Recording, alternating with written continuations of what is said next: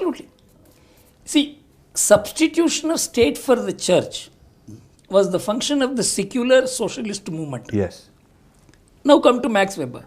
So Max Weber said that unless a society conforms to this individualism, it will never develop. This, he coupled it with a book on religion of Hinduism and Buddhism, where he said two societies will never come up under modern capitalist conditions. That is China and India, because of Buddhism and Hinduism, which believe in karma and rebirth, which has no role for an individual's advancement. There is no individual initiative left. So there is no question of entrepreneurship developing, there is no question of market economy developing in these two societies. This became the basis of the Indian thinking, that you have to demolish the Indian philosophy, way of life, in order to atomize your society, produce dominant individualism, conforming to the Weberian model or Marxian model, then only you can develop. This was the educational model in economics, in sociology, in politics, in public discourse. All these things were pushed.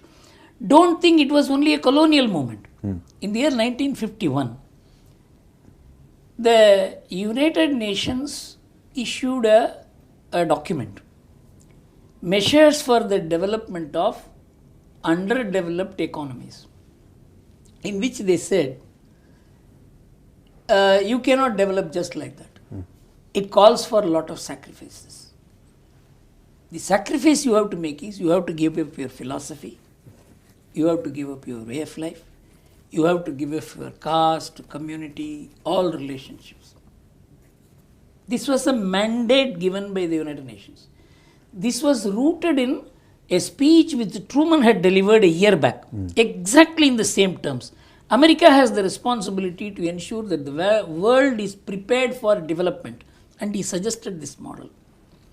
And this was common to both communism and capitalism, because between communism and capitalism there is no great difference.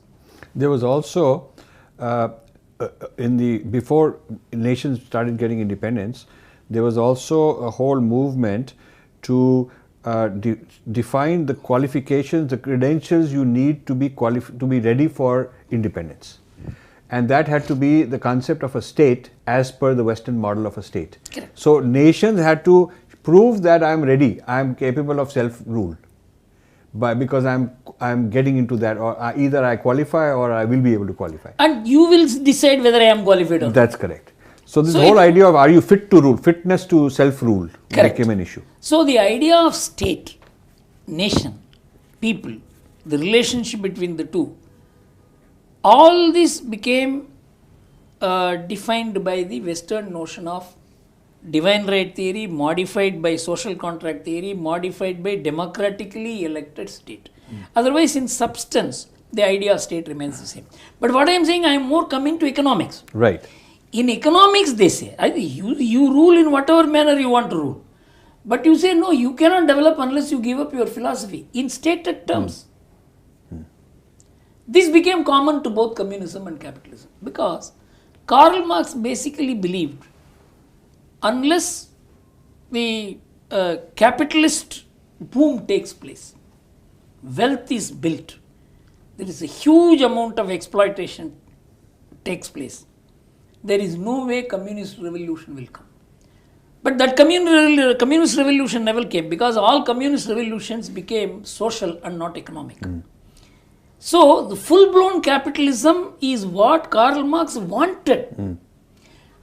And full-blown capitalism and communism rested on the same approach to life. There should be no prayer, all the past is wrong. So we should give up our philosophy, way of life, relationships. So we should pursue only happiness and money and whatever in life. It is purely body related. A material world. Material world. There is absolutely no difference between capitalism and communism on this. Both have no place for religion. They both have no place for spiritualism. Both have no place for morality other than financial morality. Both have no place for social relationship.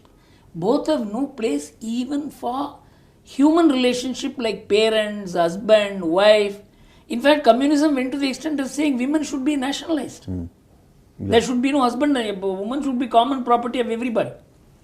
So this was a chaotic model which they developed. Only thing is, capitalism aligned to democracy. So to that extent, it was not as oppressive as communism. Because there was a way to release the pressure once in a while. Once in a while. Once in a while, the people would say, okay, get out of here. Okay. Yes. So